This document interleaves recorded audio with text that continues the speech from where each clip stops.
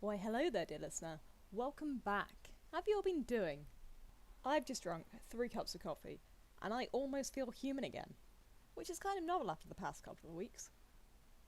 I've been trying my best to be productive, but I have just been drifting around in a kind of daydream-like state, which is really worried boy voice, but I have had medical treatment now, so everything is a bit better. I'm not fully recovered yet, so we'll see how things go. Oh yeah, before we get started, I'm going to link my social medias down in the doobly-doo below the thing.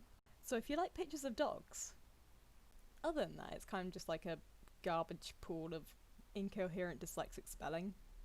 But the pictures of the dog is nice, so if you want that, go ahead, click that. Click them all. Anyway, you're not here for this, you're here for the story, so without further ado, let's get started. You are listening to Slayers the Ruby Eye, Chapter 3, Part 5. I awoke, as I always seem to awake, with a jolt. I could tell from the position of the sun, and the extent of which my body had recovered. I was certain I hadn't slept for more than a few hours. The thirst for battle had poisoned the air, and even penetrated my sleep. It wasn't coming from just some lone bandit. The sheer amount of it told me that there were as many as 10, maybe more people. Normally I'd be more precise for the number, but I was groggy and tired. My magic still was on the fritz. At this point, the species didn't even matter. They outnumbered us. Zargonis didn't even bother to lower his voice. They already knew where we were, so what was the point? We've been surrounded. By whom, pray tell? 20 or 30 trolls. Rezo's not among them. We'll manage. He sounded unconcerned.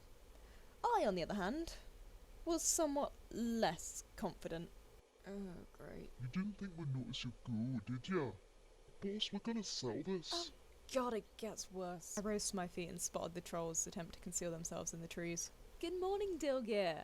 Really hope you slept as well as I did. Fancy meeting you all the way out here, hey?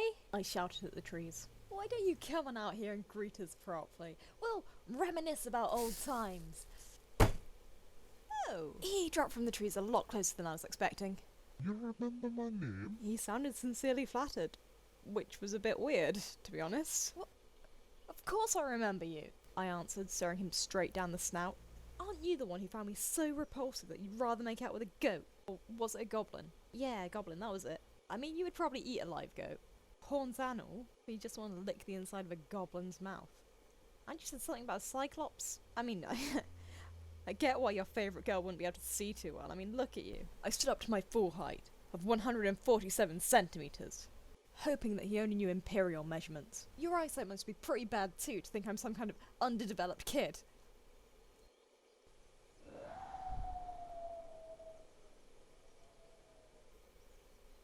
So, are you saying you wanted me to kiss you back there? What? No, that's not what I meant at all. I just don't like getting compared to... To go so out of your league? That's fair enough. Oh, I was a bit insensitive on my part there. What? No! So goddess, defend my honour! What? I choose you! Go! Attack! Sick him!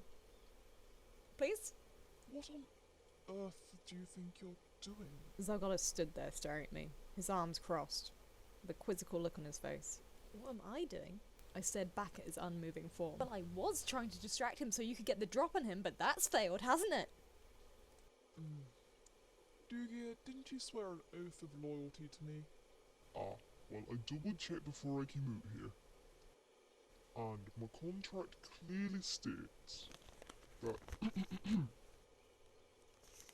I, Dilgear, do legally state of my own free will, sound body and mind, my loyalty and service to the title holder of Rezo's Berserker, and do hereby pledge my life and strength and blah blah blah blah So blah. I suppose I don't hold that title any longer. I'm just surprised he can read. Oh aye, the moment you betrayed Lord Rezo was the moment you became my enemy, and the moment that I became obliged to kill you. Of course, Form 342. Do you guys often have this much paperwork? There's one small problem. Oh, and what's that? Zargonis' eyes narrowed. That you, a measly half-breed, pathetic excuse for a wolf. Have no chance in defeating me. Note to self: don't get on Zolgoddess's bad side. Half-breed, has it really come to that? Alright, if that's the way you want to play, boss, then I'll show you what a stupid half-breed like myself can do. Dilgear bellowed, Get him! and a full phalanx of armed trolls charged straight at us. Oh, fuck right off! A subtle smile appeared on Zolgoddess's lips as he raised his right hand. I felt the earth begin to quake beneath my feet. Don't halt! Fuck! I darted to his side. The earth began to buck and undulate like an ocean in a storm. You could have warned me! The trolls began to panic. Earth, obey my will! A manic grin appeared across his face. Zolgoddess shook his right hand violently. The rocks and soil heeded his command. The undulating soil transformed into countless stalagmites, bursting through the surface and impaling trolls everywhere they stood. As great as their regenerative abilities were, the trolls' bodies were failing to heal around the spikes, and the effort was wearing down their life force fast. Their powers fading, they would surely die soon. Not a very pleasant way to go, if you ask me. Then again, with my reverse recovery spell that I used on them before, who am I to judge? Now then, Dilgear. I believe you are about to show me what you could do. Zolgoddess turned slowly to Dilgear, grinning.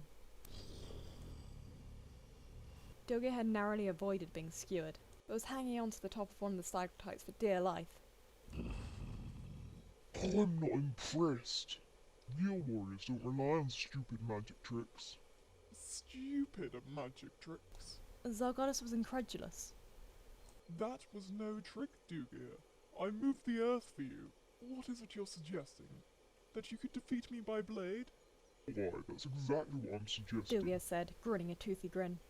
Then let's put that theory to the test, shall we? Zolgoddess drew his sword smoothly. Don't cheat and ambush me with magic, though. You have my word. Oh, you may regret giving me that. Dilgear leapt from his urban perch. As he got to his feet, he drew the sword off his back. Its blade was huge and curved. It gave off a fiendish light. It was some kind of supersized scimitar, equal of which I had never seen. I subconsciously stepped backwards, in awe at the sheer size of the thing. Fucking hell. Suddenly, Dilgear let out an animalistic battle cry and charged forward. Zolgoddess leapt, meeting the werewolf head-on. Their blades crossed. Sparks flew. Though the smaller of the two, Zolgoddess began to force the wolf backward, inch by inch. What's the matter, Dilgear? We're sword to sword like you wanted now. Like real warriors. Shouldn't you be defeating me? We're just getting started here. Dilgear growled. A slight twist of his scimitar forced Zolgoddess' broadsword in the other direction, along with his wrist. The broadsword's blade slid, unable to bite into the smooth metal. In a flash, Dilgear struck out, bringing the blade across Zolgoddess' chest. Not that. Zolgoddess complimented Dilgear.